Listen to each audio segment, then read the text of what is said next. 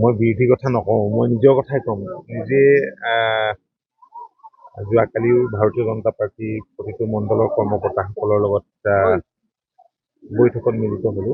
খুব নিষ্ঠা সহকাৰে কাম কৰিছে আৰু সন্মিলিত গণশক্তি কৰ্মকৰ্তাসকলৰ লগতো মিলিত হৈছিলো। তেওঁলোকেও কাম কৰি আছে। আজি অসম গণ পৰিষদৰ 4টা মণ্ডল আছে।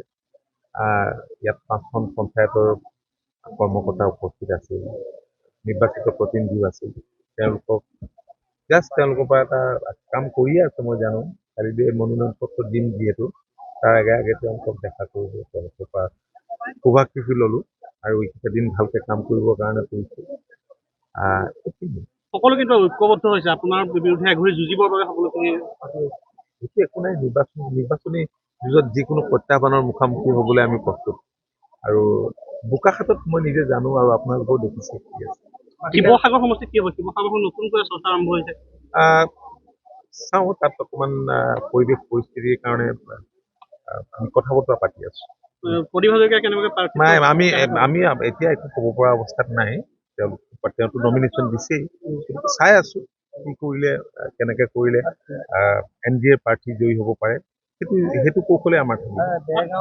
দেৰগাঁও সমষ্টিত আপোনাৰ প্ৰস্তাৱ প্ৰেৰণ কৰিছে ইতিমধ্যে বন্ধুত্বমূলক প্ৰতিদ্বন্দ্বিতা। এইবিলাক আপোনালোকে সোধে আৰু কোনোবা এজন ক'বই।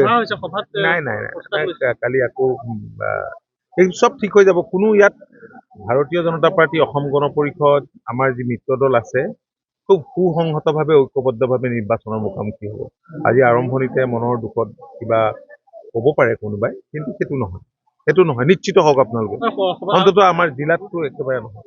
আৰু অগপ প্ৰাৰ্থী তালিকাখনক লৈ এটা চৰ্চা চলি আছে যে 26 গৰাকীৰ ভিতৰত 13 গৰাকী বিশেষ সম্প্ৰদায়ৰ প্ৰাৰ্থী। আমি বিদেশীহে বিৰোধী। অসম গণ পৰিষদ দল এটা ধৰ্মীয় পক্ষ দল। আমি বিদেশী নাগৰিকৰ বিৰোধী।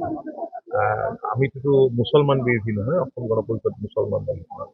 কিন্তু ভাৰতীয় জনতা পাৰ্টিৰ নিজা আইডিঅলজি আছে, দৰ্শন আছে। অসম গণ পৰিষদৰ নিজা আইডিঅলজি আছে, দৰ্শন আছে।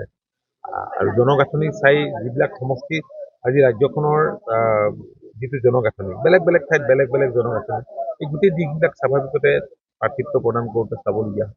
মই বিৰোধী কথা নকওঁ, মই নিজৰ কথাই ক'ম। নিজে যোৱাকালিও ভাৰতীয় জনতা পাৰ্টি প্ৰতিটো মণ্ডলৰ কৰ্মকৰ্তাসকলৰ লগত বৈঠকত মিলিত হ'লো।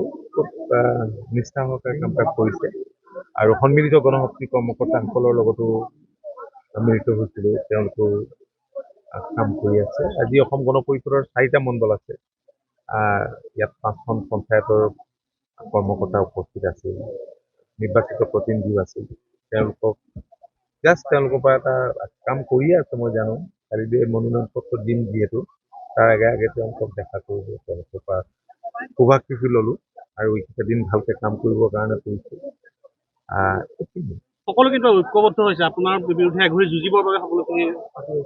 এইটো একো নাই, নিৰ্বাচনী যুঁজত যিকোনো প্ৰত্যাহ্বানৰ মুখামুখি হবলৈ আমি প্ৰস্তুত। আৰু বোকাখাতত মই নিজে জানো আৰু আপোনালোকেও দেখিছে কি আছে। শিৱসাগৰ সমষ্টিত কি হ'ব? শিৱসাগৰখন নতুনকৈ চৰ্চা আৰম্ভ হৈছে। চাওঁ, তাত অকণমান পৰিৱেশ পৰিস্থিতিৰ কাৰণে আমি কথা বতৰা পাতি আছো। নাই, আমি এতিয়া একো ক'ব পৰা অৱস্থাত নাই।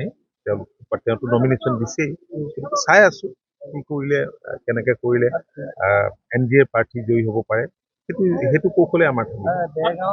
দেৰগাঁও সমষ্টিত আপোনাৰ প্ৰস্তাৱ প্ৰেৰণ কৰিছে ইতিমধ্যে বন্ধুত্বমূলক প্ৰতিদ্বন্দ্বিতা। এইবিলাক আপোনালোকে সোধে আৰু কোনোবা এজন ক'বই। নাই, কালি আকৌ এই চব ঠিক হৈ যাব। কোনো ইয়াত ভাৰতীয় জনতা পাৰ্টি, অসম গণ পৰিষদ, আমাৰ যি মিত্ৰ দল আছে, খুব সুসংহতভাৱে ঐক্যবদ্ধভাৱে নিৰ্বাচনৰ মুখামুখি হ'ব। আজি আৰম্ভণিতে মনৰ দুখত কিবা ক'ব পাৰে কোনোবাই, কিন্তু সেইটো নহয়, নিশ্চিত হওক আপোনালোকে। অন্তত আমাৰ জিলাততো একেবাৰে নহয়। আৰু অগপ প্ৰাৰ্থী তালিকাখনক লৈ এটা চৰ্চা চলি আছে যে 26 গৰাকীৰ ভিতৰত 13 গৰাকী বিশেষ সম্প্ৰদায়ৰ প্ৰাৰ্থী। আমি বিদেশীহে বিৰোধী। অসম গণ পৰিষদ দল এটা ধৰ্মীয় পক্ষ দল। আমি বিদেশী নাগৰিকৰ বিৰোধী। আমিতো মুছলমান বিৰোধী নহয়। অসম গণ পৰিষদ মুছলমান দল। কিন্তু বিজেপি প্ৰাৰ্থীৰ তালিকাখনে সেইটো ভাৰতীয় জনতা পাৰ্টিৰ নিজা আইডিঅলজি আছে, দৰ্শন আছে। অসম গণ পৰিষদৰ নিজা আইডিঅলজি আছে, দৰ্শন আছে।